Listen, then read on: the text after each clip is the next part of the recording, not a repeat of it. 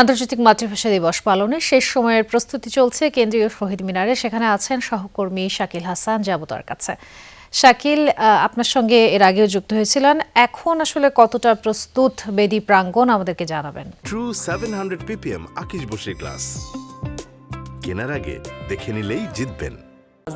অমর একুশে যে ভাষা শহীদদের প্রতি শ্রদ্ধা জানানোর জন্য সব ধরনের প্রস্তুতি এরই মধ্যে নিয়ে ফেলা হয়েছে। ইভেন আইন শৃঙ্খলা রক্ষাকারী বাহিনী পুরো এলাকা কর্ডন করে রেখেছে, শুধুমাত্র ভেতরে আইন শৃঙ্খলা বাহিনীর সদস্যরা রয়েছেন আর পাশাপাশি গণমাধ্যম কর্মীরা রয়েছেন। আপনি আমার পেছনে দেখতে পাচ্ছেন যে মূল যে চত্বর অর্থাৎ বেদি প্রাঙ্গণ সেটি পুরোপুরি আইন শৃঙ্খলা বাহিনীর নিয়ন্ত্রণে নিয়ে ফেলা হয়েছে এবং পাশাপাশি ঠিক 12টা 1 মিনিটে রাষ্ট্রপতি এবং প্রধানমন্ত্রী ফুল দিয়ে শহীদদের প্রতি শ্রদ্ধা জানাবেন।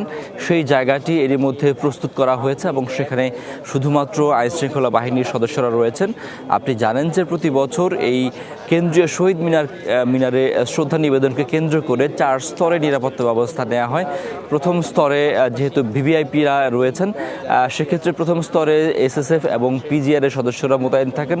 পরবর্তীতে র্যাব, পুলিশ সহ অন্যান্য গোয়েন্দা সংস্থার সদস্যরা ঢাকা বিশ্ববিদ্যালয় এবং ঢাকা মেডিকেল কলেজ, বুয়েট এলাকা সহ পুরো এলাকা কর্ডন করে ফেলা হয়।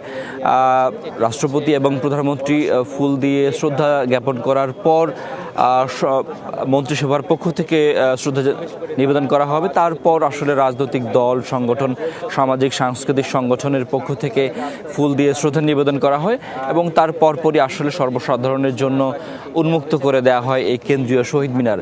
প্রতি বছর অসংখ্য মানুষ, অসংখ্য রাজনৈতিক, সামাজিক, সাংস্কৃতিক সংগঠনের পক্ষ থেকে ফুল দিয়ে শহীদদের প্রতি শ্রদ্ধা জানানো হয় এবং এটি প্রচলিত রীতি হয়ে আসছে বেশ কয়েক বছর ধরে।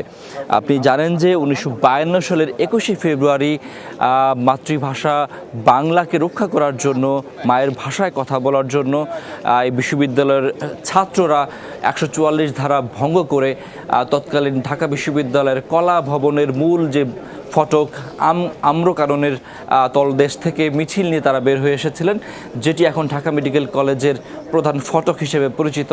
সেখান থেকে মিছিলটি নিয়ে এই সড়ক ধরে যখন বটতলার দিকে যাওয়ার সূচনা শুরু হয়, তখন পুলিশ সেখানে গুলি করে এবং সেখানে শহীদ হন বেশ কয়েকজন। সালাম, রফিক, জব্বার, শফিউর সহ বেশ কয়েকজন সেখানে শহীদ হন এবং তার পরপরই কিন্তু ছাত্রদের উদ্যোগে এখানে একটি শহীদ মিনার নির্মাণ করা হয়। যদিও পরবর্তীতে পাকিস্তানি হানাদার বাহিনীরা সেটি গুড়িয়ে দেয়, পরবর্তীতে আবারও ছাত্ররা কিন্তু নতুন করে শহীদ মিনার নির্মাণ করেন। তাজদিন, আপনাকে অনেক অনেক ধন্যবাদ শাকিল যুক্ত হওয়ার জন্য।